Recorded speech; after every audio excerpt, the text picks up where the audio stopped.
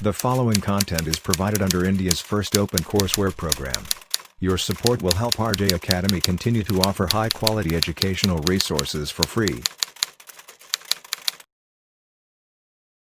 Chemistry is all about experiments. और आप लोग एक्सपेरिमेंट में क्या करते हो, आप लोग चीज़ों को ऑब्जर्व करते हो, उसके बाद अपनी ऑब्जर्वेशंस को आप लोग एज इन नंबर्स आप लोग उसे रिपोर्ट करते हो। अब केमिस्ट्री में जो आपके पास एक्सपेरिमेंट्स होते हैं उसके अंदर आप जनरली एक या फिर दो ऑब्जर्वेशंस नहीं लेते, आप वहाँ पर तीन या फिर तीन से भी ज़्यादा ऑब्जर्वेशंस आप लोग वहाँ पर लेते हो। तो अगर आपके पास ऑब्जर्वेशन ज़्यादा होंगी तो आप जो नंबर रिपोर्ट करोगे वो भी आपके पास ज़्यादा होंगे। मान लीजिए कि आप लोगों ने 5 ऑब्जर्वेशन ली है तो इसका मतलब आप लोगों ने 5 नंबर को रिपोर्ट किया।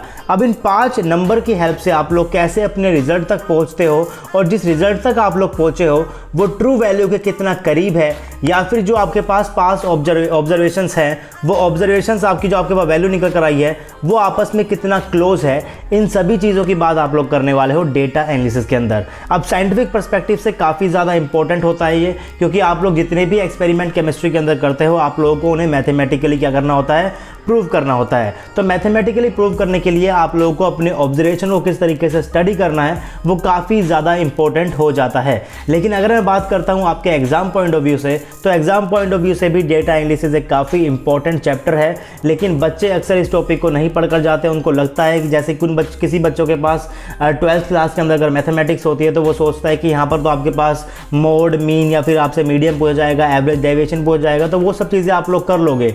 लेकिन क्वेश्चंस यहाँ से आपके पास ईजी आते हैं, लेकिन आपको इस टॉपिक को भी उतनी ही इंपॉर्टेंस देनी जितनी इंपॉर्टेंस आप लोग बाकी सभी छोटे छोटे टॉपिक को देते हो, जैसे कि आपका पॉलीमर हो गया, सरफेस हो गया, न्यूक्लियर केमिस्ट्री हो गया। तो ये आपके पास कुछ छोटे छोटे टॉपिक होते हैं, लेकिन आप इनको केमिस्ट्री का सब्जेक्ट मान के आप इनके ऊपर अलग से टाइम लगाते हो, लेकिन डेटा एनालिसिस को आप लोग उतना टाइम नहीं देते। लेकिन एग्जाम के अंदर ये चैप्टर भी आपसे इक्वली स्कोर आपको करा सकता है, क्योंकि हर साल आपसे इसका क्वेश्चन देखने को मिलेगा। तो आपको इस टॉपिक को भी इंपॉर्टेंस से लेना है, आपको इस टॉपिक की इंपॉर्टेंस को समझना है, क्योंकि ये टॉपिक भी आपके एग्जाम के अंदर आपको स्कोर करा सकता है। तो आज हम लोग शुरू करने वाले हैं अपना डेटा एनालिसिस को, एक नया कोर्स है आप लोगों के लिए। तो आज का जो लेक्चर होगा वो काफ़ी इंट्रोडक्शन लेक्चर होगा, जहाँ पर हम लोग बात करेंगे कि आपका सिलेबस क्या है, किस तरीके से हम लोग इस चैनल के ऊपर अपने डेटा एनालिसिस को कवर करने वाले हैं, और साथ ही साथ हम लोग एक्यूरेसी कुछ फॉर्मूले भी आप आज डिस्कस करेंगे। तो चलिए शुरू करते हैं आज की क्लास।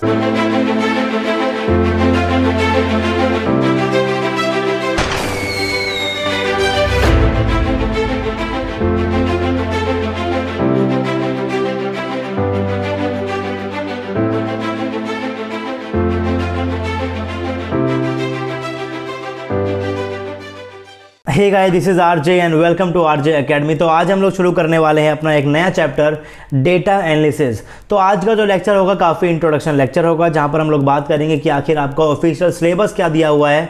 उसके बाद बात करेंगे कि आखिर आप लोग क्यों इस चैप्टर को पढ़ रहे हो, आपके एग्जाम के अंदर यहाँ से क्वेश्चन आते हैं नहीं आते, पार्ट बी में आते हैं, पार्ट सी में आते हैं, कितने मार्क्स का यहाँ से चैप्टर पूछ जाता है। तो इन सभी चीज़ों की बात करेंगे हम लोग आज की क्लास के अंदर। तो स्टार्ट करते हैं डेटा एनालिसिस के लिए। और सबसे पहले मैं आपको जो बात बताना चाहता हूँ वो ये है कि आपको इस चैप्टर को बिल्कुल भी अंडर एस्टिमेट नहीं करना है, क्योंकि अगर आपने इस चैप्टर को ध्यान से पढ़ा, काफ़ी छोटी यूनिट है, 6-7 लेक्चर के अंदर आपका पूरा चैप्टर कंप्लीट हो जाएगा।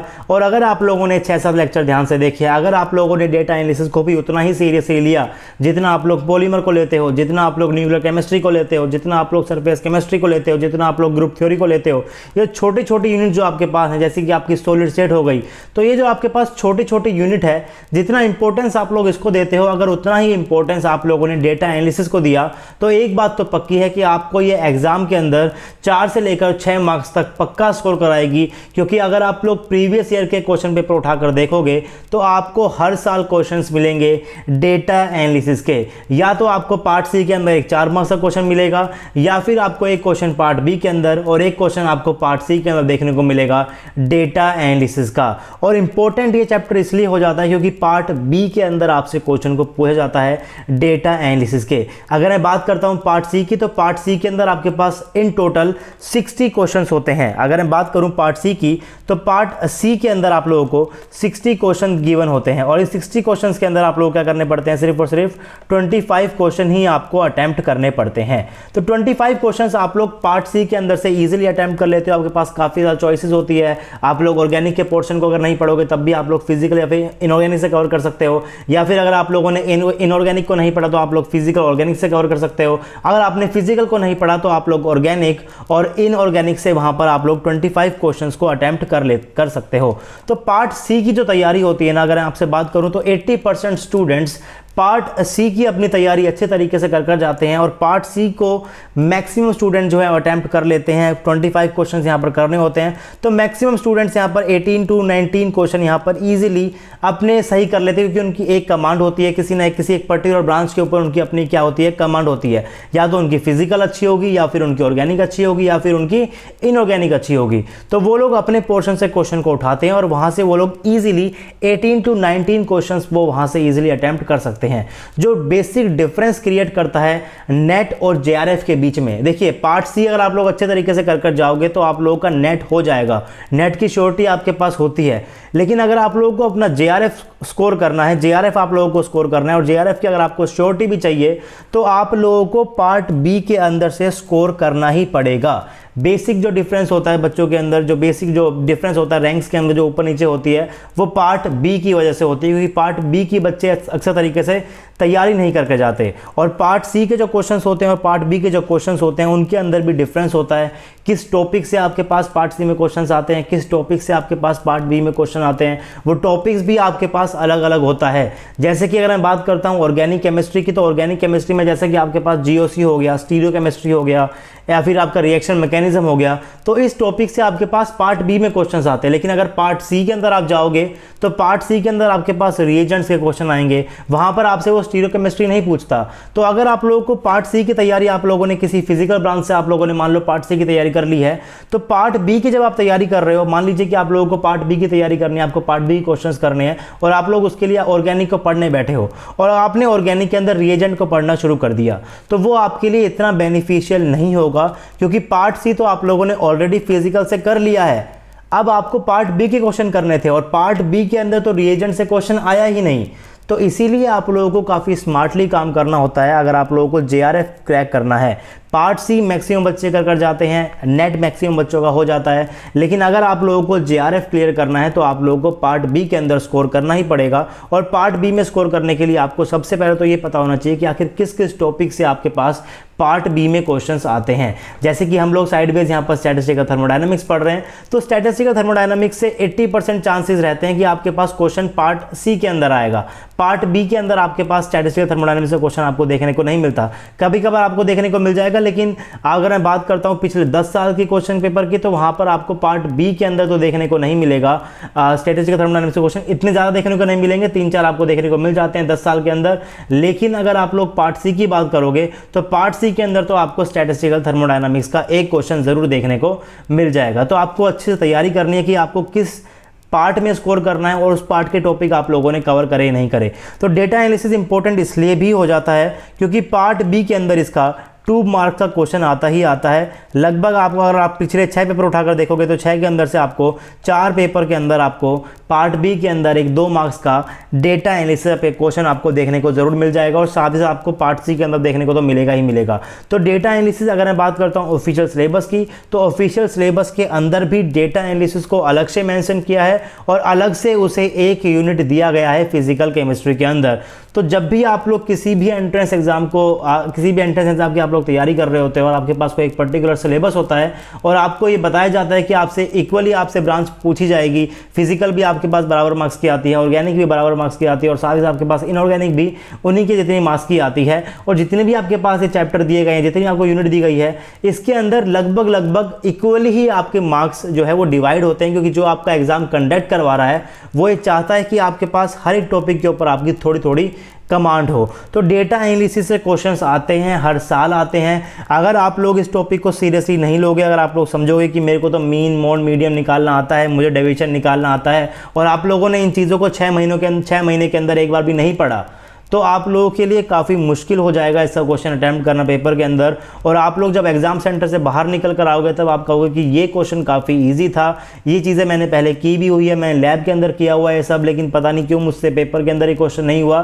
तो वो इसलिए नहीं होता है क्योंकि बच्चे इस टॉपिक को उतना सीरियसली नहीं लेते जितना सीरियसली ये आपको एग्जाम के अंदर स्कोर करा सकता है। तो अगर स्कोर करना है तो हर एक चैप्टर की इज्जत करो, हर एक चैप्टर को आप लोग ध्यान से पढ़ो, जैसे जितना आपको सिलेबस के अंदर दिया गया है उस सिलेबस को कवर कीजिए, क्योंकि क्वेश्चन आपका कहीं से भी आ सकता है। तो डेटा एनालिसिस से क्वेश्चन आते ही आते हैं, 4-6 मार्क्स आपको ईजिली स्कोर कराएगा। अब आगे बढ़ते हैं इस लेक्चर सीरीज के अंदर और बात करते हैं कि आखिर आपका क्या सिलेबस दिया गया है, ऑफिशियल सिलेबस आपका क्या है डेटा एनालिसिस का, और फिर बात करेंगे why we study data analysis, जो कि मैं हर एक टॉपिक से पहले करता हूं कि आप लोग किसी भी पर्टिकुलर टॉपिक को पढ़ते क्यों हो। अगर आपको उसका बेसिक कंसेप्ट समझ में आया तो आप लोगों को टॉपिक पढ़ने में मज़ा भी आता है और आपको वो टॉपिक ईजिली याद भी हो जाता है।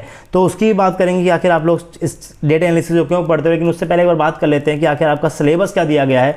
ऑफिशियल अगर मैं बात करूँ ऑफिशियल सिलेबस क्या है, तो वहाँ पर ये कुछ 3-4 टर्म लिखी हुई है, mean and standard deviation, absolute and relative error, linear regression, covariance and correlation coefficient. और जो टॉपिक आपको यहाँ पर लिखे गए हैं सिर्फ इन्हीं टॉपिक से ही आपके क्वेश्चन आए हुए हैं अभी तक डेटा एनालिसिस के अंदर। जो आपका सिलेबस है इस सिलेबस से बाहर आपसे क्वेश्चन नहीं पूछता, और ये 5-6 चीज़ें आपको पढ़नी है, आपको इनके फॉर्मूले याद करने हैं। अगर आपको फॉर्मूले डायरेक्ट याद हो गए तो आप लोगों को बस एग्जाम के अंदर बैठकर फॉर्मूले को अप्लाई करना है और आपके अपने आंसर तक पहुँचना है। तो काफ़ी कंसेप्चुअल यूनिट नहीं है, ऐसा नहीं है कि हम लोग यहाँ पर बहुत सारी चीज़ें पढ़ने वाले हैं, बहुत सारे लॉ पढ़ेंगे या फिर कोई आपके पास पोस्टुलेट्स होंगे, वो सब चीज़ें इस चैप्टर के अंदर नहीं है। सिर्फ मैथमेटिकली आपका बिल्कुल चैप्टर रहेगा ये, आपको नंबर्स के साथ कैसे खेलना है उन सब चीज़ों की बात करने वाले हैं हम लोग डेटा एनालिसिस के अंदर। अब जो बच्चे बायो साइड के हैं जिनके पास 12th क्लास के अंदर मैथमेटिक्स नहीं थी, उनका इस चैप्टर से डरने का कोई भी रीज़न नहीं होना चाहिए, क्योंकि यहाँ पर आप लोग बिल्कुल सिंपल मैथमेटिक्स का यूज़ करने वाले हो और साथ ही साथ उन फॉर्मूलेस को आप लोग पढ़ोगे जो आप लोग केमिस्ट्री की लैब के अंदर करते हो। जब भी आप लोग लैब के अंदर कोई एक्सपेरिमेंट करते हो तो वहाँ पर आप लोग अपने एरर को नोट करते हो, आपके पास एरर कितना निकल कर आया है, डेविएशन कितना निकल कर आया है, उन सब चीज़ों को आप लोग वहाँ पर नोट करते हो। तो उन्हीं सब चीज़ों की ही बात करेंगे। तो बच्चे जो केमिस्ट्री पढ़ रहे हैं वो इस टॉपिक को पहले से ही पढ़ते हुए आए हैं, बस अब ज़रूरत है उसे सिस्टमेटिक वे के अंदर पढ़ने की और उन फॉर्मूलेस को याद करने की, ताकि एग्जाम के अंदर जब आपके पास क्वेश्चन आए तो आप लोग वहां से इस क्वेश्चन को अटेम्प्ट इजीली कर पाओ। सबसे पहले मैं कुछ बुक्स रिकमेंड कर देता हूं। वैसे तो आपको कोई भी बुक पढ़ने की जरूरत नहीं है, छोटे से टॉपिक के लिए जितने भी वीडियोस आपको यूट्यूब चैनल के ऊपर देखने को मिलेंगे आरजे एकेडमी के, वो आपके सफिशियंट होंगे। आपका चाहे वो CSIR नेट का पेपर हो या फिर आपके पास गेट का एग्जाम हो, गेट के अंदर भी कभी कभार यहाँ से क्वेश्चन पूछे गए हैं, तो गेट के लिए भी आपके पास ये लेक्चर सीरीज जो आपके पास होने वाली है सफिशियंट होने वाली है। और आप लोग इस लेक्चर सीरीज को पढ़ लोगे तो आपको कोई और बुक पढ़ने की ऐसी सच आपको कोई भी जरूरत नहीं पड़ेगी। बाकी पढ़ने को तो आप कोई भी बुक पढ़ सकते हो। ध्रुव चरणदास के अंदर आपको जो टॉपिक दिया गया है, हैरिस के अंदर टॉपिक दिया गया है, पूरी शर्मा कालिया के अंदर भी है और स्कूग एंड कॉलर के अंदर भी है। ये बुक्स मैंने बाकी टॉपिक के लिए भी रिकमेंड करी है, तो इसीलिए आप लोग उसी बुक को रिकमेंड मैं यहाँ पर कर रहा हूँ जिसके अंदर आपके पास ये छोटा टॉपिक आपको देखने को मिल जाएगा। बाकी अगर आप लोग इस लेक्चर सीरीज को ध्यान से देखोगे तो आपके पास सिलेबस सारा कवर यहाँ पर हो जाएगा, तो आपको किसी और बुक्स की जरूरत नहीं पड़ेगी। बाकी अगर आपको और नॉलेज गेन करनी है तो बुक्स आप लोग वहाँ पर रेफर कर सकते हो। अब बात करते हैं सबसे इंपॉर्टेंट चीज़ की कि आखिर आप लोग क्यों डेटा एनालिसिस को पढ़ते हो। तो इस वीडियो के इंट्रोडक्शन के अंदर मैंने आपको बताने की कोशिश की थी कि केमिस्ट्री के अंदर आप लोग से बेसिकली सिर्फ और सिर्फ एक्सपेरिमेंट्स करते हो। आप लोग जो भी लॉज पढ़ते हो, जो भी आप लोग चीज़ें पढ़ते हो केमिस्ट्री के अंदर, आपको उसको एक्सपेरिमेंटली प्रूव करनी ही पड़ेगी। तो अगर आपको एक्सपेरिमेंटली प्रूव करनी पड़ेगी तो आप लोग क्या कर सकते हो, एक्सपेरिमेंट के अंदर आप लोग चीज़ों को ऑब्जर्व करोगे। अगर आपने चीज़ों को ऑब्जर्व की तो आप उसे रिकॉर्ड भी करोगे, रिपोर्ट करोगे, आप उसे एज ए नंबर्स आप उन चीज़ों को रिपोर्ट करोगे।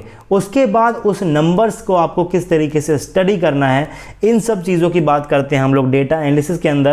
और ये स्टडी करना बहुत ही ज़्यादा इंपॉर्टेंट है, क्योंकि अगर आप लोगों के पास ऑब्जर्वेशन को आपको किस तरीके से स्टडी करना, अगर आपको वो नहीं पता चलेगा तो आपको ये नहीं पता चलेगा कि आपके पास जो ऑब्जर्वेशंस निकल कर आई हैं ये आपकी ट्रू वैल्यू है भी या नहीं। क्योंकि 100% एक्यूरेट तो आपका कोई भी एक्सपेरिमेंट नहीं होता, यानी कि किसी भी एक्सपेरिमेंट के थ्रू आप लोगों के पास 100% ट्रू वैल्यू आपको कभी भी देखने को नहीं मिलेगी। लेकिन आप लोग ये पता कर सकते हो कि आपके ट्रू वैल्यू के कितना करीब आपका रिजल्ट आ चुका है। उस चीज़ की स्टडी हम लोग कहाँ पर करते हैं, डेटा एनालिसिस के अंदर करते हैं। साइंटिफिक पर्सपेक्टिव से काफ़ी ज़्यादा इंपॉर्टेंट चैप्टर है, क्योंकि एक्सपेरिमेंट्स केमिस्ट्री के अंदर हर जगह हैं और हर जगह ही हम लोग सिर्फ और सिर्फ एक्सपेरिमेंट्स को ही करते हैं। तो आगे बढ़ते हैं और अब बात करते हैं कि आखिर आपका सिलेबस क्या रहेगा इसका, आपके डेटा एनालिसिस का। और अब बात करते हैं, सिलेबस मैंने डिस्कस कर लिया है कि जो आपका सिलेबस गिवन था आपके पास ऑफिशियल वेबसाइट के ऊपर, लेकिन अब बात करते हैं कि आखिर किस तरीके से हम लोग अपने इस लेक्चर सीरीज़ के अंदर कवर करने वाले हैं डेटा एनालिसिस को। तो सबसे पहले हम लोग पढ़ेंगे कि आखिर आपकी एक्यूरेसी क्या होती है और प्रीसीजन क्या होता है। इन वर्ड्स को आप लोग क्लास 12 से पढ़ते हुए आए हो, बस हम लोग उसे सिस्टमैटिक वे में पढ़ेंगे और कुछ फॉर्मूलेज हैं उनको याद करेंगे ताकि हम लोग इस टॉपिक के ऊपर भी हमारी कमांड अच्छी हो जाए और यहाँ के हम लोग 4-6 नंबर जो आपके पास फ्री के आपको एग्जाम में मिलने वाले हैं उनको आप लोग बिल्कुल भी ना छोड़ के जाओ। तो सबसे पहले हम लोग पढ़ेंगे एक्यूरेसी और प्रीसीजन की। तो यहाँ पर आपके पास दो टर्म है, एक्यूरेसी है और प्रीसीजन है। मेन चीज़ आपके पास यही है कि आपके पास जो ऑब्जर्वेशन का जो आपके पास रिजल्ट निकल कर आया है वो रिजल्ट आपका ट्रू वैल्यू के कितना करीब है, यानी कि वो कितना एक्यूरेट है, इसकी बात हम लोग करते हैं एक्यूरेसी के अंदर। और फिर हम लोग पढ़ेंगे प्रीसीजन। यहाँ पर हम लोग क्या बात करते हैं कि जो आपके पास ऑब्जर्वेशन निकल कर आई, मान लीजिए आपके पास 5 ऑब्जर्वेशन है, तो इन ऑब्जर्वेशन की वैल्यू आपस में कितना क्लोज है, ये कितना प्रिसाइज है, इन सब की बातें हम लोग कहाँ करेंगे, प्रीसीजन के अंदर पढ़ेंगे। उसके बाद कुछ मेथड्स देखेंगे, किन मेथड से आप लोग एक्यूरेसी को एक्सप्रेस कर सकते हो और किस मेथड से आप लोग प्रीसीजन को एक्सप्रेस कर सकते हो। तो एक्यूरेसी को एक्सप्रेस करने के लिए आपके पास एब्सोल्यूट एरर है, रिलेटिव एरर है, परसेंटेज रिलेटेड एरर है और एरर और अनसर्टेनिटी का आपके पास एक फॉर्मूला है, आपको इस फॉर्मूले को भी याद करना है। उसके बाद मेथड ऑफ एक्सप्रेसिंग प्रीसीजन के अंदर आप लोग मीन को पढ़ते हो, मीडियन को पढ़ते हो, मीन डेविएशन को पढ़ते हो, स्टैंडर्ड डेविएशन को पढ़ोगे, एवरेज डेविएशन को पढ़ोगे, रिलेटिव स्टैंडर्ड डेविएशन को पढ़ोगे और कोवेरिएंस को भी हम लोग यहीं पर कवर कर लेंगे। तो बेसिकली आपको इन हर एक चीज़ के लिए बस फॉर्मूले को याद करना है। फॉर्मूले बिल्कुल भी मुश्किल नहीं है, फॉर्मूले बहुत ईजी है। जो आप इन फॉर्मूले को आप लोग लैब के अंदर अप्लाई करते हुए भी आए हो तो आपको ये फॉर्मूले पहले से याद भी हैं, बस अब आप इनको एग्जाम सेंटर के अंदर भी आपको ये फॉर्मूले याद आने चाहिए, इसीलिए आपको ये डोज दी जा रही है इस पर्टिकुलर कोर्स की। उसके बाद हम लोग पढ़ने वाले हैं लीनियर रिग्रेशन मेथड, ये आपके सिलेबस में भी है और यहाँ से क्वेश्चन भी पूछेगा यहाँ एग्जाम के अंदर। फिर हम कुछ टेस्ट पढ़ेंगे, T test, F test, Q test, ये टेस्ट क्या होते हैं इनकी बात करेंगे लेक्चर सीरीज के अंदर। और लास्ट में हम लोग अपने कवर करेंगे कोरिलेशन कोफिशिएंट। तो आपके सिलेबस में कोरिलेशन कोफिशिएंट है, आपके सिलेबस के अंदर कोवेरिएंस है, आपके सिलेबस के अंदर लीनियर रिग्रेशन है, आपके सिलेबस के अंदर प्रीसीजन है, आपके सिलेबस के अंदर एक्यूरेसी है। इसका मतलब आपके सिलेबस में ये भी है और आपके सिलेबस में ये भी है, यानी कि जितनी भी चीज़ें मैंने यहाँ पर लिखी हुई है इस स्क्रीन के ऊपर, जितनी भी चीज़ें आप लोग देख सकते हो, ये सारी चीज़ें आपके सिलेबस के अंदर हैं। और अगर आपने ये सारी चीज़ें पढ़ रखी हैं तभी आप लोग इस चीज़ को मानिए कि आपको डेटा एनालिसिस आता है, वरना इस टॉपिक को हल्के के अंदर बिल्कुल भी मत लेना, क्योंकि ये चैप्टर आपको एग्जाम में स्कोर कराएगा, स्कोरिंग चैप्टर है। अगर आपको यहाँ से 7 लेक्चर देखने से अगर आपको 4 या 5 या 6 मार्क्स मिल रहे हैं तो वो बिल्कुल भी कम नहीं होते किसी एंट्रेंस एग्जाम के अंदर, जहाँ पर आपके पास कट ऑफ 100 मार्क्स की या फिर 105 मार्क्स की आपकी जाती है फॉर JRF। तो इसलिए आपके लिए बहुत इंपॉर्टेंट चैप्टर होने वाला है। तो इस चैप्टर को हम लोग सिस्टमैटिक वे के अंदर ही पढ़ेंगे, जैसे हम लोगों ने बाकी सब चैप्टर पढ़े, जैसे हमने थर्मोडायनामिक्स पढ़ा है, एनालिटिकल केमिस्ट्री पढ़ा है, स्ट्रेटेजिक थर्मोडायनामिक्स पढ़ा है, उसी तरीके से हम लोग इस चैप्टर को भी पढ़ने वाले हैं। पूरी इंपॉर्टेंस इस चैप्टर को देंगे और इस चैप्टर को भी हम लोग अच्छे से कवर करेंगे। तो सबसे पहले मैं स्टार्ट करता हूं एक्यूरेसी एंड प्रीसीजन से। ये आपका पहला टॉपिक है आपके सिलेबस के अंदर भी, तो इसी टॉपिक से मैं स्टार्ट करना चाहूँगा कि आखिर आपकी एक्यूरेसी क्या होती है और आपके पास प्रीसीजन क्या होता है। तो एक हल्का फुल्का कंसेप्ट आपके पास पहले से ही है कि एक्यूरेसी आपके पास क्या होती है और प्रीसीजन क्या होता है। लेकिन अगर मैं ऑर्डिनरी साइंस के अंदर कहूँ, यानी कि अगर आप लोग केमिस्ट नहीं हो, अगर आप लोग साइंस सब्जेक्ट को नहीं पढ़ रहे हो, तो आपके लिए एक्यूरेसी और प्रीसीजन आपके लिए एक ही वर्ड है, यानी कि in ordinary sense these words are used synonymously, यानी कि ये दोनों वर्ड एक दूसरे में क्या है, सेम माने जाते हैं अगर आप लोग ऑर्डिनरी सेंस के अंदर बात करोगे। लेकिन अगर आप लोग साइंटिफिक वर्ल्ड के अंदर आके इस चीज़ की बात करते हो तो these words are different and they have totally different meaning. अब इनका क्या मतलब होता है, कब आपकी जो ऑब्जर्वेशंस है वो एक्यूरेट हैं, कब आपकी ऑब्जर्वेशन प्रिसाइज हैं, वो सब चीज़ें आपको पता होनी चाहिए। एक अच्छा एक्सपेरिमेंट वही होता है जो कि आपके पास एक्यूरेट भी हो और प्रिसाइज भी हो। अगर वो खाली एक्यूरेट है तो भी वो अच्छा नहीं माना जाता, वो पूरा कि पूरा एक्सपेरिमेंट। अगर आपके पास ऑब्जर्वेशन की वैल्यू प्रिसाइज नहीं आ रही लेकिन आपके पास रिजल्ट एक्यूरेट आ रहा है तो वो एक्सपेरिमेंट भी आपके लिए सही नहीं माना जाता। अगर आपके पास वैल्यू जो है वो प्रिसाइज आ रही है लेकिन आपके पास रिजल्ट आपके पास एक्यूरेट नहीं आ रहा, तो उस टाइप के एक्सपेरिमेंट भी आपके केमिस्ट्री के अंदर आपके लिए सही नहीं है। तो आपके पास जो भी रिजल्ट, आप जो भी एक्सपेरिमेंट आप लोग कर रहे हो, उसका जो आपके पास ऑब्जर्वेशंस है उनकी आपके पास जो वैल्यूज निकल कर आएंगी वो एक्यूरेट भी होनी चाहिए और प्रिसाइज भी होनी चाहिए। अब एक्यूरेसी क्या होती है, तो accuracy describe correctness of result. मान लीजिए कि आप लोगों ने कोई भी एक्सपेरिमेंट किया, आप लोगों ने वहां पर क्या किया, 5 वहाँ पर आप लोगों ने ऑब्जर्वेशन ले ली। आप लोगों ने क्या किया, 5 ऑब्जर्वेशन ले ली। सिंपल टाइट्रेशन आप लोग कर रहे हो लैब के अंदर, आप लोगों ने वहाँ पर 5 ऑब्जर्वेशन आप लोगों ने ये ले ली। अब आपने क्या किया, इन 5 ऑब्जर्वेशन की एवरेज को लेकर आप लोगों ने यहाँ से अपना एक रिजल्ट को निकाल लिया। मान लीजिए ये आपका रिजल्ट निकल कर आ गया, लेकिन जो आपके पास एक्चुअल वैल्यू होगी, जो आपके पास ट्रू वैल्यू होगी, वो वैल्यू कुछ अलग ही होगी, क्योंकि कभी भी आपका एक्सपेरिमेंट रिजल्ट हमेशा आपका 100% ट्रू वैल्यू कभी भी आपको नहीं देता है। कोई ना कोई एरर, चाहे वो बिल्कुल स्मॉल फ्रैक्शन के अंदर हो, लेकिन कोई ना कोई एरर आपको वहाँ पर ज़रूर देखने को मिलेगा और आपके पास कभी भी ट्रू वैल्यू निकल कर नहीं आएगी। लेकिन आप लोग ये चीज़ मेज़र कर सकते हो कि जो आपका रिजल्ट आया है ये ट्रू वैल्यू के कितना नज़दीक है, ये कितना क्लोज है। तो accuracy it is the measurement of closeness of result to the true value. आपने जो ऑब्जर्वेशंस लिखी है उस ऑब्जर्वेशन से जो आपने रिजल्ट निकाला है, अब ये रिजल्ट आपका ट्रू वैल्यू से कितना करीब है, ये चीज़ आप लोग देखते हो एक्यूरेसी के अंदर। एक चीज़ तो पक्की है कि कोई भी एक्सपेरिमेंट आप लोग कर रहे हो वो आपके पास कभी भी आपको 100% ट्रू वैल्यू नहीं देगा, क्योंकि कोई भी एक्सपेरिमेंट आपके पास 100% एरर फ्री नहीं होता, कोई ना कोई एरर उसके अंदर ज़रूर होगा। तो आप लोग ये चेक कर सकते हो कि जो आपका रिजल्ट निकल कर आई है ट्रू वैल्यू के कितना करीब है, और ये चीज़ आपको कौन बताती है, ये चीज़ आपको बताती है accuracy. Accuracy is known within a certain limit, it can be approach but never attend. इस लाइन का मतलब क्या है, काफ़ी इंपॉर्टेंट लाइन है ये। इसका मतलब ये है कि accuracy is known within a certain limit. मान लीजिए कि ये आपकी ट्रू वैल्यू है और ये आपकी रिजल्ट की वैल्यू आई है, तो ये रिजल्ट की वैल्यू मान लीजिए कि यहाँ पर आपके पास कहीं ट्रू वैल्यू थी, इस बार के एक्सिस के ऊपर मैं कहीं ट्रू वैल्यू दिखा रहा हूँ। मैं यहाँ पर दोबारा से ड्रॉ कर देता हूँ इस चीज़ को। मान लीजिए ये आपके पास कोई एक्सिस है और यहाँ पर जो है वो आपके पास ट्रू वैल्यू है। आपके पास आपने ऑब्जर्वेशन किया, मान लीजिए आपके पास 3-4 स्टूडेंट्स हैं लैब के अंदर, 3-4 स्टूडेंट, और हर एक स्टूडेंट अपना एक्सपेरिमेंट कर रहा है। तो एक स्टूडेंट ने जो अपनी आंसर की वैल्यू रिपोर्ट की वो उसने रिपोर्ट करी यहाँ पर। सेकेंड स्टूडेंट जो रिपोर्ट करी वो उसने रिपोर्ट करी R2, यानी कि ये ट्रू वैल्यू थोड़ी सी दूर हो गई है। उसके बाद थर्ड स्टूडेंट ने रिपोर्ट करी R3 और ये ट्रू वैल्यू से और भी दूर हो गई है। तो मैं ये कह सकता हूँ कि जो आपके पास फर्स्ट स्टूडेंट है ये थोड़ा सा एक्यूरेट है, क्योंकि जो इसकी वैल्यू है ये ट्रू वैल्यू के बहुत ही, इसकी जो क्लोजनेस है वो क्या है, कम है, यानी कि ये ट्रू वैल्यू के ज़्यादा क्लोज है।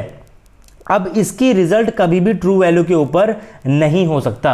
आपका जो रिजल्ट आएगा वो कभी भी ट्रू वैल्यू के बराबर नहीं हो सकता। इसका मतलब accuracy is known within a certain limit. Accuracy को आप लोग within a certain limit ही पहचान सकते हो। वो कभी भी, it can be approach but never attain. आपका जो रिजल्ट है वो ट्रू वैल्यू की तरफ अप्रोच कर सकता है, लेकिन कभी भी ट्रू वैल्यू के करीब, ट्रू वैल्यू के ऊपर, यानी कि ट्रू वैल्यू को ओवरलैप नहीं करेगा। आपके जो रिजल्ट निकल कर आएंगे वो कभी भी ट्रू वैल्यू के इक्वल नहीं निकल कर आएंगे, लेकिन हाँ आपका जो रिजल्ट है वो ट्रू वैल्यू की तरफ अप्रोच कर सकता है। वो ट्रू वैल्यू की तरफ क्या कर सकता है, अप्रोच कर सकता है। तो काफ़ी इंपॉर्टेंट लाइन है, आपको इस लाइन को भी एज इट इज़ समझना है कि आखिर ये लाइन मैंने यहाँ पर क्यों लिखी हुई है। मान लीजिए कि जो आपके पास मेजरमेंट्स जो आपके पास निकल कर आई है, अगर मैं बात करता हूँ एक्यूरेसी की, तो मैं यहाँ पर बात करूँगा ट्रू वैल्यू की, यानी कि जो आपकी मेजरमेंट है वो ट्रू वैल्यू के कितना करीब है। तो ये आपके पास क्या हो गई, एक्यूरेसी हो गई। अगर प्रिसीजन की बात करूं, वैसे तो हम लोग प्रिसीजन को अलग से पढ़ेंगे, लेकिन अगर मैं प्रिसीजन की बात करता हूं तो जो आपके पास मेजरमेंट्स जो आपने लिए हुए हैं उनकी जो रिपीटेडली सेम वैल्यू क्या है। मान लीजिए आपके पास कोई ऑब्जर्वेशन है 2.1, 2.2, 2.1, 2.3 और 2.2, तो ये जो आपके पास रिजल्ट निकल कर आएगा ये आपके पास निकल कर आता है प्रीसाइज, यानी कि जो आपके पास रिजल्ट निकल कर आ रहा है, जो आपके पास मेजरमेंट्स हैं अलग अलग ऑब्जर्वेशन की, इनकी जो क्लोजनेस है, यानी कि 2.1 और 2.2 बिल्कुल पास है, फिर 2.1 दोबारा से आ गया, 2.3 भी और पास है, 2.4 और पास है। तो इस रिजल्ट को आप लोग क्या बोल सकते हो, प्रीसाइज बोल सकते हो। तो प्रिसीजन से मतलब क्या होता है कि जो आपके पास ऑब्जर्वेशंस निकल कर आई है उनके आपस की क्लोजनेस को देखता है, वो आपको डिसाइड कौन करेगा कि आपका जो रिजल्ट, आपकी जो ऑब्जर्वेशन है वो प्रीसाइज है या फिर नहीं है। लेकिन एक्यूरेसी आपको बताएगा कि जो आपकी मेजरमेंट्स है, इन मेजरमेंट से जो आपकी एवरेज निकल कर आएगी, ये एवरेज वैल्यू ट्रू वैल्यू के कितना ज्यादा करीब है। अब इस बात को हम लोग ग्राफ के थ्रू समझने की कोशिश करते हैं कि आखिर ग्राफ के थ्रू मैं आपको किस तरीके से एक्सप्लेन कर सकता हूं कि मान लीजिए आप लोगों ने कोई भी एक्सपेरिमेंट किया और उस एक्सपेरिमेंट के अंदर आपके पास जो ग्राफ आने वाला था किसी भी दो एक्सिस के बीच में, वो ग्राफ आपके पास कुछ इस तरीके का आना चाहिए था। ये इसकी ट्रू वैल्यू है। अब आप लोग एक्सपेरिमेंट कर रहे हो और आपके पास एक्सपेरिमेंट के जो रिजल्ट आ रहे हैं, मान लीजिए इस एक्सिस के ऊपर मेरे पास टेम्परेचर है, इस पर मेरे पास क्या प्रेशर है, इस पर मेरे पास क्या है वॉल्यूम है, और आप लोग चेक कर रहे हो कि आपका बॉयल्स लॉ जो है वो कितना यहाँ पर वैलिड हो रहा है। तो आपके पास इस वॉल्यूम के ऊपर आपका प्रेशर ये रहा, इस वॉल्यूम पे आपका प्रेशर ये रहा, इस आपने क्या किया, अलग अलग वॉल्यूम पे आप लोगों ने प्रेशर को नोट कर लिया और इस तरीके का आप लोगों के पास ग्राफ आ जाएगा। इस तरीके की जो मैंने यहाँ पर पिंक डॉट लगाए हुए हैं ये आपके पास ऑब्जर्वेशंस आपके पास आ जाएंगी। तो अगर आपके पास ये ऑब्जर्वेशंस आ जाएंगी तो आप क्या करोगे, इसके एवरेज लोगे, जो इसकी एवरेज होगी वो आपके पास क्या हो जाएगी, आपके पास रिजल्ट आपके एक्सपेरिमेंट का हो जाएगा। तो अगर मैं इन दोनों एक्सपेरिमेंट के एवरेज वैल्यू का ग्राफ बनाऊंगा तो वो आपके पास कुछ इस तरीके का आएगा। वो ग्राफ वो जो लाइन आएगी वो उसके ऊपर लगभग इसको क्या कर रही होगी, ओवरलैप करेगी, क्योंकि एवरेज इनके बीच में रहेगी कहीं, क्योंकि आपके पास एक लाइन ये रही एक लाइन ये रही, तो एवरेज कहाँ रहेगी, इन दोनों के बीच में रहेगी। तो अगर मैं इस ऑब्जर्वेशन से अपने रिजल्ट को निकालूंगा तो वो बिल्कुल जो आपके पास ट्रू वैल्यू है उसके बिल्कुल क्या है, करीब है। यानी कि इस टाइप के रिजल्ट को आप लोग क्या बोल सकते हो, एक्यूरेट बोल सकते हो। लेकिन ये प्रिसाइज नहीं है। प्रिसाइज क्यों नहीं है, क्योंकि जो आपकी ऑब्जर्वेशन की वैल्यू है वो क्या है, बहुत ही दूर दूर है, बहुत ही क्या है, दूर दूर है। अब आपका रिजल्ट प्रिसाइज होके ऐसा हो सकता है कि वो एक्यूरेट ना हो, या फिर एक्यूरेट होके वो क्या हो सकता है कि प्रिसाइज ना हो, या फिर वो एक्यूरेट भी हो सकता है और प्रिसाइज भी हो सकता है, या फिर ना तो वो एक्यूरेट हो सकता है और ना ही वो प्रिसाइज हो सकता है। कुल मिलाकर आपके पास क्या रहेंगे, सिर्फ और सिर्फ 4 पॉसिबिलिटी रहेंगी। तो उन चारों पॉसिबिलिटी के लिए मैंने यहाँ पर ग्राफ बना रखा है। तो ये आपके पास जो ब्लू लाइन है ये आपके पास क्या है, ऑब्जर्व्ड, ये आपके पास क्या है, ट्रू वैल्यू है, ये आपके पास क्या है, ट्रू वैल्यू है। और ये डॉट मैं यहाँ पर लगा रखे हैं ये आपके पास क्या है, ऑब्जर्वेशंस है। तो यहाँ पर आप देखोगे तो आपके पास जो ऑब्जर्वेशन की जो वैल्यू निकल कर आई है वो काफी एक दूसरे क्या है, क्लोज निकल कर आ रही है, काफी क्या निकल आ रही है, एक दूसरे के क्लोज निकल कर आ रही है। अगर मैं इन वैल्यू की ऑब्जर्वेशन लूंगा तो कहीं आपके पास जो लाइन है वो कुछ इस तरीके की रहेगी। तो आपके पास जो रिजल्ट है वो प्रिसाइज है, जो आपके ऑब्जर्वेशन है वो एक दूसरे के काफी क्लोज हैं, वो प्रिसाइज है, लेकिन वो ट्रू वैल्यू से क्या है, दूर है। ट्रू वैल्यू से क्या है, वो दूर है। इसका मतलब ये एक्यूरेट तो ये नहीं है, लेकिन हाँ ये प्रिसाइज है, क्योंकि इसकी ऑब्जर्वेशन की वैल्यू के पास क्या निकल कर आ रही है, सेम निकल कर आ रही है। मान लीजिए अगर मैं किसी एक्सपेरिमेंट की बात करता हूं और उसकी ट्रू वैल्यू क्या है आपके पास, उसकी ट्रू वैल्यू आपके पास 10 है, यानी कि 10 आपका रिजल्ट, ये इसकी क्या है, ट्रू वैल्यू है। आपने एक्सपेरिमेंट किया, आपके पास ऑब्जर्वेशंस निकल कर आए 2.1, 2.2, 2.1, 2.2, 2.4, ये आपके पास एक ऑब्जर्वेशन निकल कर आ गया। ये आपके पास है स्टूडेंट ए के ऑब्जर्वेशन।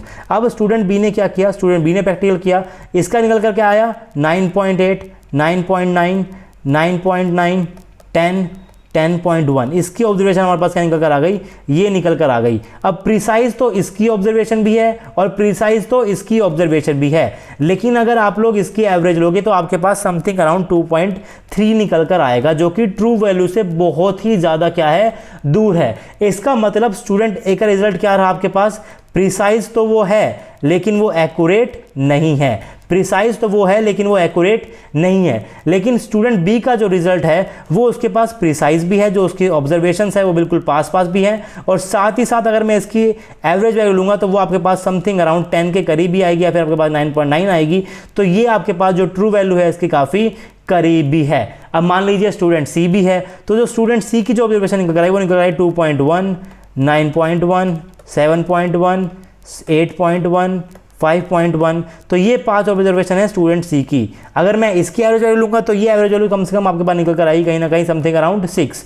अब ये जो 6 है ये ट्रू वैल्यू से बहुत दूर है, इसका मतलब एक्यूरेट तो ये नहीं है, एक्यूरेट तो ये नहीं है। अब बात करते हैं कि क्या इसकी जो ऑब्जर्वेशन आप लोगों ने लिखी नोट की है क्या वो बिल्कुल पास है, तो वो भी पास नहीं है। 2.1 बहुत छोटी है, 9.1 बड़ी है, 8.1 बड़ा है, तो ये अभी आपके पास पास नहीं है। इसका मतलब रिजल्ट आपके पास प्रिसाइज भी नहीं है। तो कुछ इस तरीके के आपके पास, इस तरीके से आप लोग डेटा को एनालिसिस कर सकते हो। तो जो ब्लू लाइन मैंने यहाँ पर शो करी है ये आपके पास क्या है, ये आपके पास ट्रू वैल्यू है। तो ये आपके पास कोई एक्सपेरिमेंट हुआ, ये आपके पास डॉट है, इसकी एवरेज लाइन कहीं आएगी। तो एवरेज जो लाइन आपके पास निकल कर आ रही है ये ट्रू वैल्यू के बिल्कुल पास है, इसका मतलब क्या है, ये एक्यूरेट है, लेकिन ये रिजल्ट आपके पास प्रिसाइज नहीं है। तो ये क्या है, सिर्फ और सिर्फ एक्यूरेट है। उसके बाद अगर मैं इस रिजल्ट की बात करूं तो इसकी एवरेज लाइन ये रही, ट्रू वैल्यू से बहुत दूर है, तो एक्यूरेट तो नहीं है, लेकिन रिजल्ट जो आपके पास ऑब्जर्वेशंस है ये आपके पास प्रिसाइज हैं, क्योंकि जो ऑब्जर्वेशन है उनकी वैल्यू क्या है, बहुत पास हैं। अब मैं बात करता हूं इस रिजल्ट की। ये आपके पास ट्रू वैल्यू थी, जो आपके पास ऑब्जर्वेशन निकल कर बिल्कुल इसके पास निकल कर आई। एवरेज की बात करूंगा तो एवरेज बिल्कुल इसके ऊपर ही रहेगा। तो एवरेज वैल्यू जो आपके पास एक्सपेरिमेंटल वैल्यू निकल कर आई है और आपके पास जो ट्रू वैल्यू है वो एक दूसरे क्या कर रही है, लगभग लगभग ओवरलैप कर रही है, और साथ ही साथ जो आपके पास ऑब्जर्वेशंस है वो एक दूसरे के बिल्कुल क्या है, पास पास है। तो इनको आप लोग बोलोगे एक्यूरेट एंड प्रिसाइज। अब मैं बात करता हूँ कि कुछ आपके पास ऐसे भी ऑब्जर्वेशंस हो सकते हैं जो ना तो एक्यूरेट हो और ना ही क्या हो, प्रिसाइज हो। तो इसको देख के आप लोग समझ गए होंगे, अगर मैं कहीं इसका एवरेज ग्राफ बनाऊंगा तो एवरेज ग्राफ कहीं इसका यहाँ पर निकल कर आएगा, और ये ना तो ट्रू वैल्यू के करीब है, ना ही आपकी जो ऑब्जर्वेशंस है इनकी वैल्यू आपस में पास पास है। तो ना तो ये एक्यूरेट है और ना ही ये क्या है, आपके पास ट्रू है, ट्रू वैल्यू ना तो एक्यूरेट है और ना ही आपके पास क्या है, ये प्रीसाइज है। तो ये आपके पास था graphical representation of accuracy and precision. इस तरीके से आप लोग ग्राफ के ऊपर एक्यूरेसी को और प्रीसीजन को डिफाइन देख सकते हो। आप लोग इस तरीके के ग्राफ भी बनाते ही होंगे कि जो आपके पास मार्कर स्ट्रोक होता था कि अगर आपके पास निशाने जो है वो यहाँ पे लगे हैं, अगर आपके निशाने यहाँ पे लगे हैं, तो इसको आप लोग बोलते हो प्रिसाइज एंड एक्यूरेट। इसको आप लोग क्या बोलोगे, सिर्फ और सिर्फ प्रिसाइज, क्योंकि एक्यूरेट तो नहीं लगा, क्योंकि निशाना मुझे कहाँ मारना है, बिल्कुल सेंटर में मारना है। तो इस तरीके के चौक बोर्ड के साइन आप लोग देख चुके हो, लेकिन अगर आपके पास क्वेश्चन एग्जाम के अंदर आएगा तो वो आपके पास ग्राफिकली भी आ सकता है। तो मैंने ग्राफिकल रिप्रेजेंटेशन आपको बताया कि किस तरीके से आप लोग एक्यूरेसी को और प्रिसीजन को ग्राफ के ऊपर रिप्रेजेंट कर सकते हो। उसके बाद याद करने हमें कुछ फॉर्मूलेज, यानी कि हमने पढ़ना है method of expressing accuracy. Accuracy को आप लोग किस तरीके से एक्सप्रेस कर सकते हो। तो पहला तरीका तो आपके पास है कि आप लोग एब्सोल्यूट एरर को कैलकुलेट कर लो। अब एब्सोल्यूट एरर का आपके पास क्या है, difference between measured value and true value. जो आपके पास ट्रू वैल्यू है या आपके पास मान लो ट्रू वैल्यू है या आपके पास क्या है, मेजर्ड वैल्यू है, इनका सिंपल आपको डिफरेंस देखना है। और इंपॉर्टेंट क्या है, with regard to sign is known as absolute error. Simple आप इसको इसे नोट कर सकते हो, xm माइनस का xt, xt क्या है, ट्रू वैल्यू, xm क्या आपके पास मेजर्ड वैल्यू है। तो मेजर्ड वैल्यू के अंदर से आपको ट्रू वैल्यू को माइनस करना है। For an example, if 2.68 gram of a sample of material is analysed to be 2.59 gram, then absolute error आपका क्या हो जाएगा, मेजर्ड वैल्यू क्या आपके पास 2.59, ट्रू वैल्यू क्या है 2.68, तो ये आपके पास निकल कर जाएगा 2.59 minus 2.68 is equal to minus का 0.09। तो यहाँ पर आप लोगों को साइन को भी इंक्लूड करना है, साइन यहाँ पर इंपॉर्टेंट है व्हाइल कैलकुलेटिंग एब्सोल्यूट एरर। तो जिस तरीके से आपके पास एब्सोल्यूट एरर होता है, वैसे ही आपके पास क्या होता है, रिलेटिव एरर होता है। अब क्योंकि रिलेटिव है तो किसी के रिलेटिव के अंदर होगा, तो it is the value obtained by dividing absolute error by the true value. जो आपके पास एब्सोल्यूट एरर निकल कर आया उसको आपको ट्रू वैल्यू से डिवाइड करना है, यानी कि xm minus xt divided by xt। इस तरीके से आप लोग रिलेटिव एरर को भी कैलकुलेट कर सकते हो। यानी कि अगर आपको इसी ऊपर वाली एग्जांपल का आपको अगर रिलेटिव एरर निकालें तो कैसे निकालोगे आप लोग, 2.59 माइनस का 2.68 डिवाइडेड बाय 2.68। ये आपके पास है xm, ये आपके पास क्या है xt, और ये आपके पास क्या है xt, measured value minus true value upon में ट्रू वैल्यू। तो इस तरीके से आप लोग रिलेटिव एरर को भी कैलकुलेट कर सकते हो। अब आपको इसको कैलकुलेट करना है परसेंटेज के अंदर भी, तो आप लोग इसको क्या करोगे, 100 से मल्टीप्लाई कर दोगे, आप लोग परसेंटेज रिलेटिव एरर को भी कैलकुलेट कर सकते हो। अब ये परसेंटेज रिलेटिव एरर आप लोगों से पार्ट्स पर 1000 के अंदर भी पूछ सकता है। जैसे कि ये आपके पास क्या है, पार्ट्स पर 100 है, पार्ट्स पर 100 है, इसमें क्या करते हो आप लोग 100 से मल्टीप्लाई करते हो। और इसका सिंबल क्या होता है पार्ट्स पर 100 का, आपके पास डंडा होता है और आपके पास क्या होता है, दो यहाँ पर डॉट होते हैं, यानी कि आपके पास 100 है। अब अगर आपको निकालना है पार्ट पर 1000 तो आपको 1000 से मल्टीप्लाई करना पड़ेगा। और इसका सिंबल आप लोग यहाँ पर ध्यान से देखिए, सिंबल आपके पास होगा एक गोला ऊपर और दो गोला आपके पास नीचे। तो इसको आप लोग क्या बोलते हो, पीपीटी भी आप लोग इसे बोल सकते हो, पार्ट पर 1000। पार्ट पर 1000 के अंदर भी आप लोग रिलेटिव एरर को निकाल सकते हो, पार्ट पर 100 के अंदर भी निकाल सकते हो, जिसको आप लोग सिंपली क्या बोलते हो, परसेंटेज रिलेटिव एरर बोलते हो। इसके बाद आप लोगों को एक चीज़ और पढ़नी है, वो है रिलेटिव एक्यूरेसी, इसी टॉपिक के अंदर से। तो रिलेटिव एक्यूरेसी क्या होती है, it is measured as, relative accuracy क्या होती है, equal to measured value upon true value into में 100। जो आपके पास मेजर्ड वैल्यू है divide by true value into में 100। देखिए आपको सिर्फ और सिर्फ फॉर्मूले याद करने हैं यूनिट के अंदर से, किसका फॉर्मूला क्या है ये आपको पता होना चाहिए। अगर आपको वो पता होगा तो एग्जाम के अंदर आपको ऑब्जर्वेशन की वैल्यू भी दी होगी, आपको ट्रू वैल्यू भी दी होगी, आपको सिर्फ फॉर्मूले को अप्लाई करना है। तो बहुत सिंपल क्वेश्चन आएगा, बहुत डायरेक्ट क्वेश्चन आएगा। अगर आपको फॉर्मूला याद होगा तो आप लोग वहाँ पर इसको इस चीज़ों को ईजिली कर सकते हो, लेकिन अगर आपको फॉर्मूला याद नहीं होगा तो आप लोग वहाँ पर आंसर को ईजिली कैलकुलेट नहीं कर पाओगे और कहीं ना कहीं कुछ गलत कैलकुलेट कर दोगे और वो ऑप्शन भी आपके पास होगा और आप स्कोर कर लोगे वहाँ पर नेगेटिव मार्क्स। तो नेगेटिव मार्क्स स्कोर नहीं करना है, इसीलिए आपको हर एक टॉपिक को इंपॉर्टेंस देनी है। ऐसा मत समझो कि बहुत ईजी चल रहा है तो आप इसे स्किप कर सकते हो। आप लेक्चर को पूरा देखिए, वीडियो को पूरा देखिए। अगर आपको आता भी है फिर भी आप लोगों ने कुछ 30-40 मिनट देख लिया तो आपको कुछ वेस्ट नहीं होगा, आपको वो एग्जाम के अंदर कुछ ना कुछ मार्क्स स्कोर कराएगा ही कराएगा। तो रिलेटिव एक्यूरेसी का फॉर्मूला होता है xm/xt इंटू में 100। तो आप लोगों ने क्या क्या देख लिया, आप लोगों ने एब्सोल्यूट एरर देख लिया, आप लोगों ने रिलेटिव एरर देख लिया, आप लोगों ने परसेंटेज रिलेटिव एरर देख लिया, पार्ट्स पर 100 के भी अंदर भी और पार्ट्स पर 1000 के अंदर भी। तो ये आपके पास थे एरर वाइज, यानी कि आपके पास एब्सोल्यूट एरर है, रिलेटिव एरर और परसेंटेज रिलेटिव एरर है। एक आपके पास होता है रिलेटिव एक्यूरेसी, उसको कैसे कैलकुलेट करते हो आप लोग, measured value divided by true value into में 100। तो ये आपके पास कुछ चीजें थी जो आप लोगों को याद करनी है, मेथड ऑफ एक्सप्रेसिंग एक्यूरेसी। अब एक चीज जो मैंने यहाँ पर एक्स्ट्रा लिखी हुई है, आपको ये भी समझ लीजिए कि परसेंटेज एरर में ऑल्सो भी रिलेटेड टू अनसर्टेनिटी।